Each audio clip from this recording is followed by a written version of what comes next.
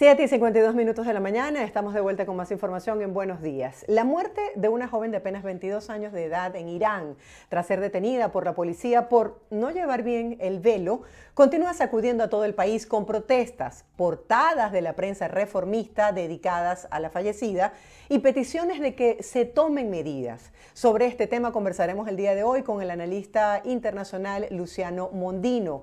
Buenos días, señor Luciano, gracias por acompañarnos, bienvenido. Hola, muy buenos días al piso y a la teleaudiencia allí también. Para Un poner un saludo poco para en todos. contexto a nuestra audiencia, Ujú. ¿podría explicarnos, por favor, cuándo inició esta situación en Irán y por qué es una obligación para las mujeres el uso del velo?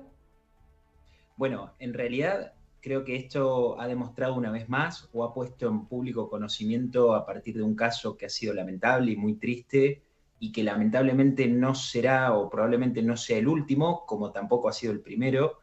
Para gran parte de la audiencia occidental, esto es un tema bastante novedoso, pero que en realidad tiene un antecedente y un historial bastante severo y bastante antiguo, especialmente porque para eso hay que entender qué es la República Islámica de Irán y qué es una teocracia, es decir, es un país que profesa el Islam, pero una rama chiita, es decir, una facción dentro del Islam que unifica el poder político con el poder religioso. Esto quiere decir que en Irán hay una cabeza del sistema que es el régimen ayatolá, es decir, los líderes supremos, y los gobiernos nacionales que se conforman con sede en Teherán, en la capital de Irán, obviamente siguen los principios y los preceptos de esta rama chiita del Islam.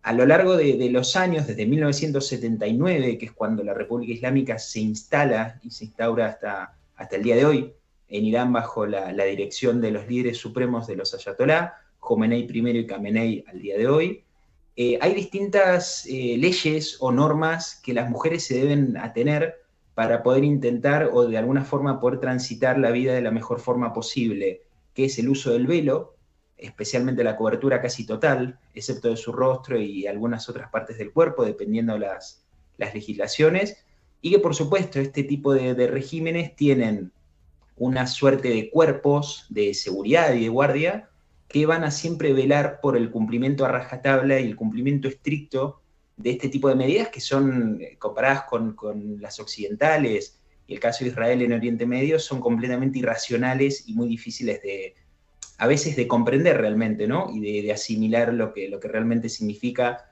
la humillación y la vejación de no poder portar a veces el pelo corto o portar la ropa que uno quiera. Es realmente muy, muy triste, pero tiene su antecedente o su origen en eso, en lo que es la conformación histórica, política y también religiosa de Irán. Para tratar de entender, porque como bien lo decía, esto es un problema viejo, pero que en Occidente Correcto. de pronto no tenemos el conocimiento hasta dónde llega la religión y hasta dónde los derechos de Ujú. las mujeres y cómo funciona eso de la policía de la moral.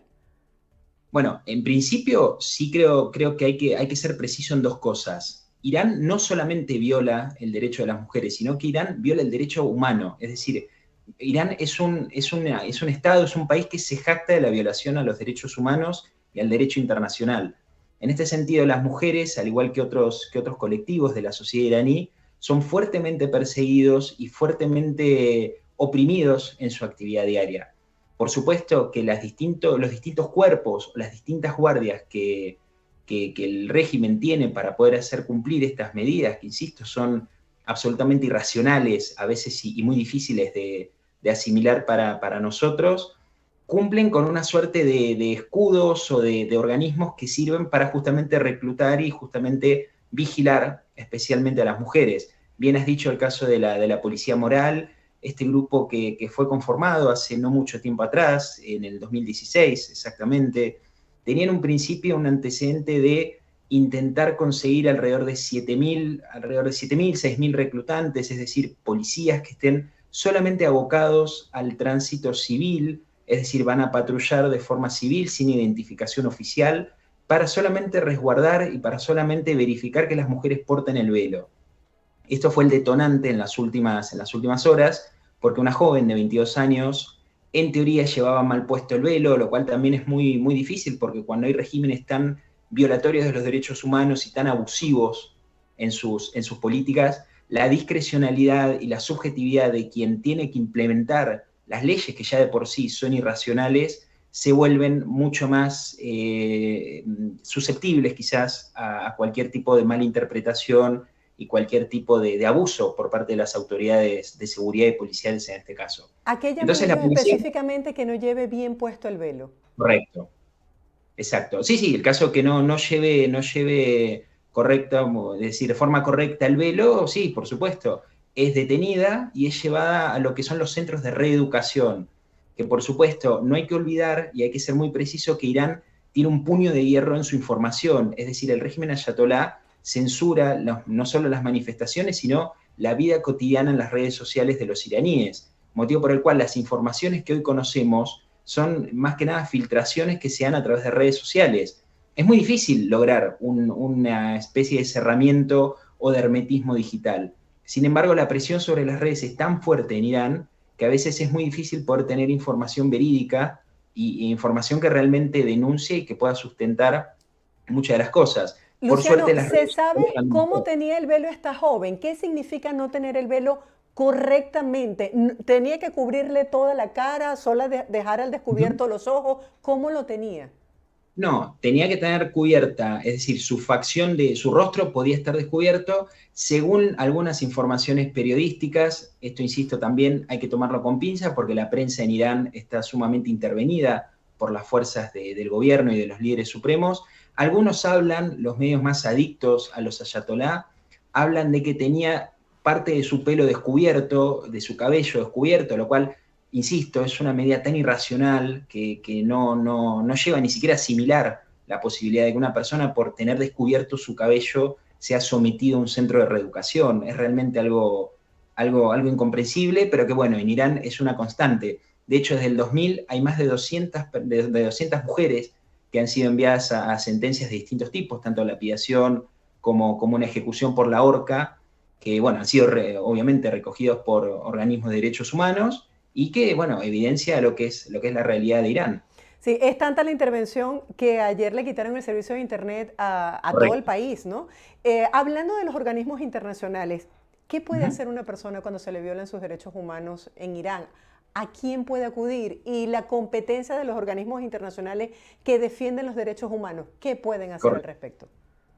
Bueno, en principio, una persona que se encuentre en Irán va a estar muy sujeta y muy limitada a las presiones que hay, especialmente del régimen. No hay que olvidar que una persona que está en Irán, especialmente las mujeres de hoy, tienen una valentía que hay que apreciar y que hay que destacar porque están exponiendo su vida y probablemente, conociendo las directivas del régimen, haya consecuencias para ellas y sin embargo a pesar de eso, ellas salen y buscan su libertad y buscan su expresión en la vía pública por medio de protestas que son pacíficas, que esto me parece que hay que resaltarlo.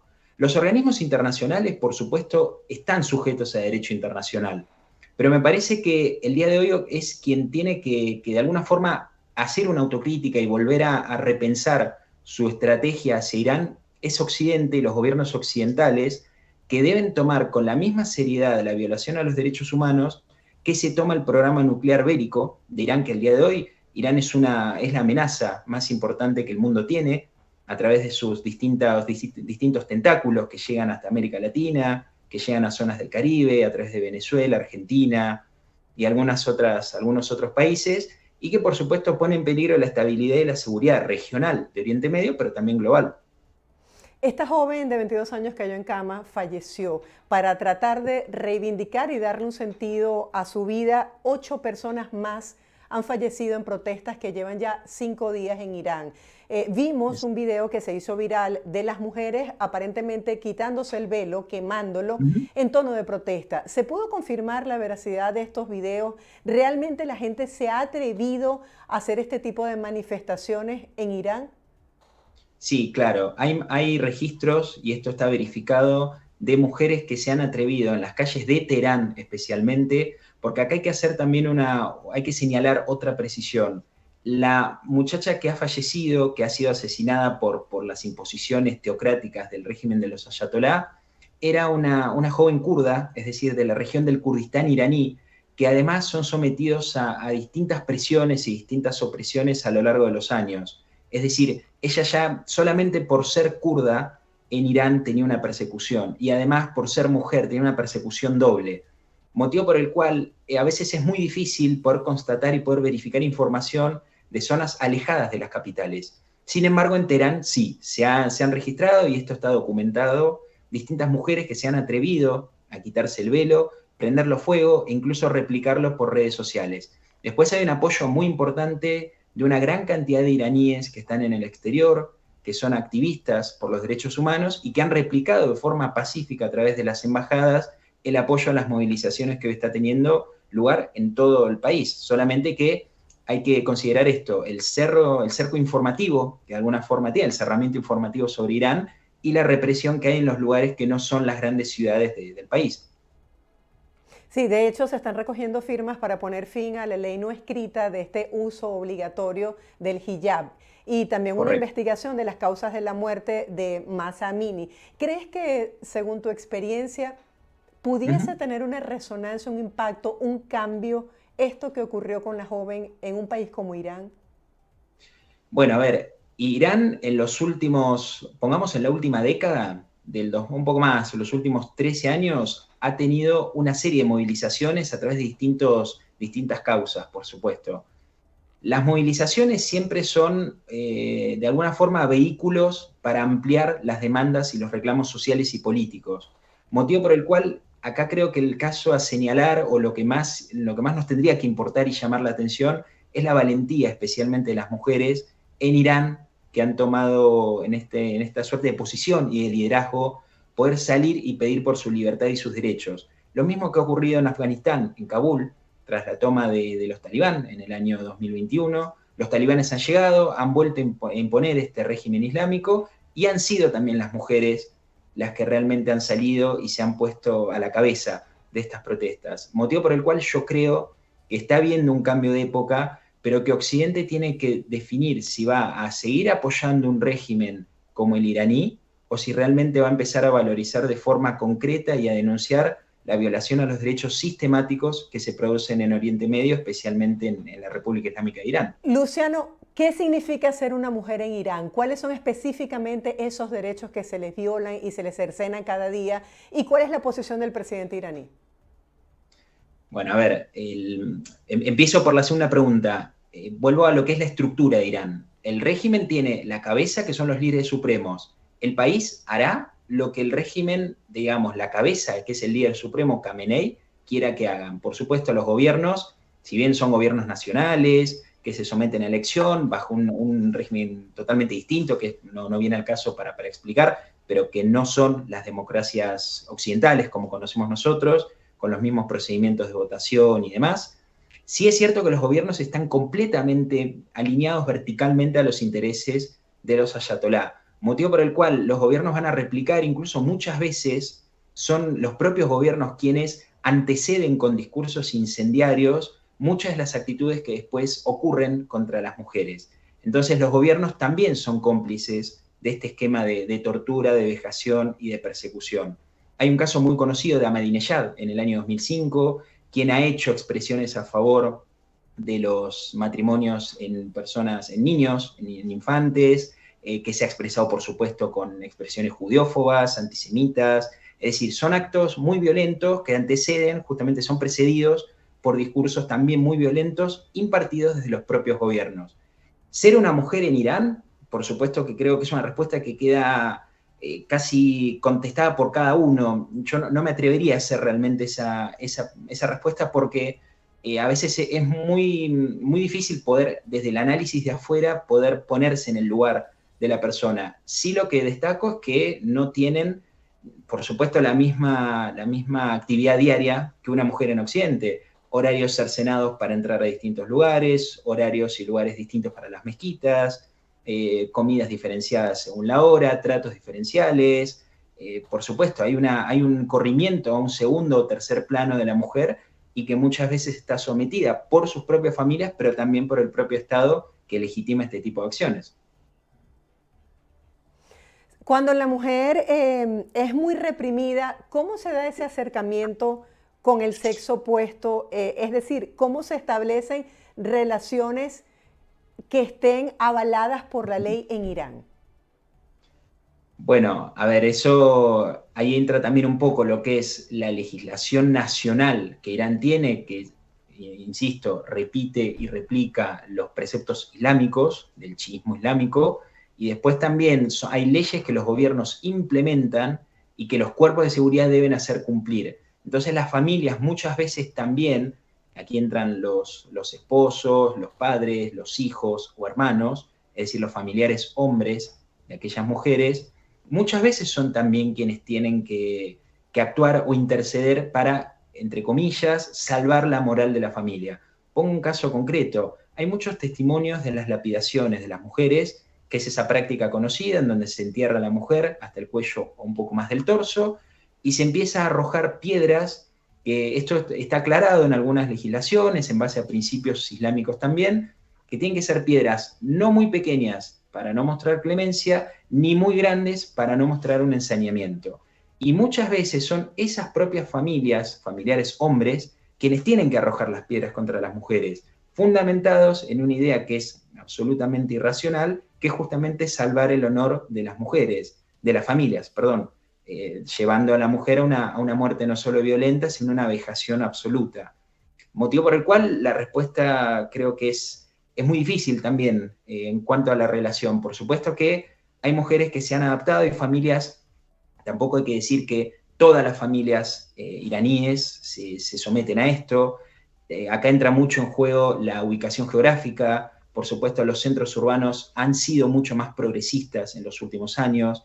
En el interior a veces es más fácil encontrar algún tipo de medida mucho más estricta y un cumplimiento más severo de las mismas, que por ahí no se puede encontrar en las ciudades. Muchos iraníes jóvenes también que emigran, que estudian en universidades distintas, conocen otro tipo de realidades y bueno, pueden obviamente ampliar su visión del mundo. Así es, gracias Luciano por acompañarnos el día de hoy y compartir con nuestra audiencia la difícil situación de lo que ocurre con la violación de los derechos humanos en Irán. Feliz día y será hasta un próximo encuentro. Bien, bueno, muchas gracias. Muchas gracias por el espacio y bueno, gracias. Estábamos conversando con Luciano Mondino, él es analista internacional sobre esta situación, 5 días de protesta, 8 personas fallecidas tras la muerte de esta joven de 22 años por usar el velo de manera incorrecta. Hacemos una breve pausa, más adelante nuestra compañera Gabriela Peroso nos presentará los temas que son noticia bajo su perspectiva periodística.